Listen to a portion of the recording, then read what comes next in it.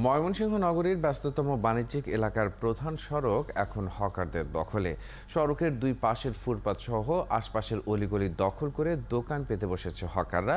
এতে প্রধান সড়কে তীব্র যানজটের সৃষ্টি হচ্ছে। বাণিজ্যিক এলাকায় মার্কেট ও শপিং মলে গিয়ে কেনাকাটা করতে পারছেন না।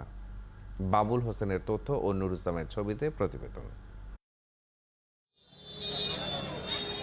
ময়মনসিংহ নগরীর গাঙ্গিনা পাড় ও স্টেশন রোড সহ ব্যস্ততম বাণিজ্যিক এলাকার প্রধান সড়কের পাশে ফুটপাত সহ 2 লেন দখল করে দোকান পেতে বসেছেন হকাররা। এই ঈদে দেশ জুড়ে কেনাকাটার ফুর্তি হবে শুধু বিকাশে, সাথে ডিসকাউন্ট কুপন, ইনস্ট্যান্ট ক্যাশব্যাক।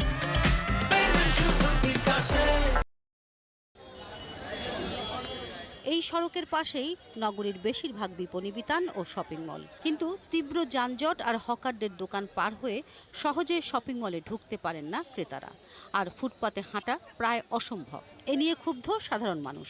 আমাদের সব দিক দিয়ে অসুবিধা, আপনার এই ফুটপাতটা ধরে ফেলছে, এই রাস্তা মানুষ যাইতে পারতেছে না। প্রশাসন আছে, মেয়র সাহেব আছে, এমপি সাহেব আছে, তারা যদি আলাদাকে মার্কেট করে দেয় বাহিরে, অবশ্যই বলে 500 হকারদের জন্য 5 লক্ষ মানুষের ভোগান্তি হইতেছে।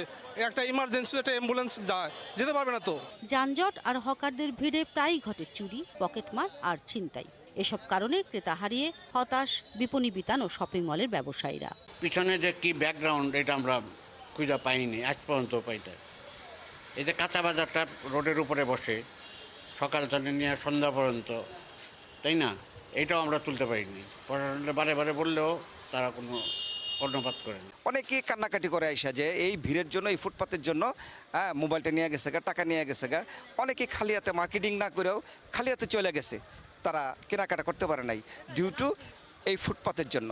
আজকে আমরা ব্যবসায়ীরা একদম অসহায় হয়ে পড়ছি এই ফুটপাতের কারণে। তবে হকারদের দাবি, স্থানীয় জনপ্রতিনিধি ও প্রশাসনের সম্মতি নিয়েই তারা দোকান পেতে বসেছেন। ঈদকে সামনে রেখে হকারদের পাশাপাশি বাড়তি বিক্রির আশায় ফুটপাতে দোকান পেতে বসেছেন স্থানীয় মার্কেটের অনেক দোকানি। আমরা হকার কিন্তু আছি 1-150, কিন্তু বেশিরভাগই মার্কেটের দোকান বাইরে। আমরা গরিব মানুষ করে খাবো, এই জন্য আর কি আপনার প্রশাসনের কাছে আমরা বলছিলাম, পরে তারা আর কি মনে করেন আমাদেরকে এই গরিব মানুষ দেখে আমাদেরকে দয়া করে দিচ্ছে আর কি। এর আগে নগরীর গাঙ্গিনাপাড় হকার্স মার্কেট ও বাসাবাড়ি হকার্স মার্কেটে হকারদের পুনর্বাসন করা হয়েছিল, কিন্তু এই হকাররা পরে ব্যবসায়ীদের কাছে দোকান বিক্রি করে ফের নেমে এসেছে ফুটপাতে।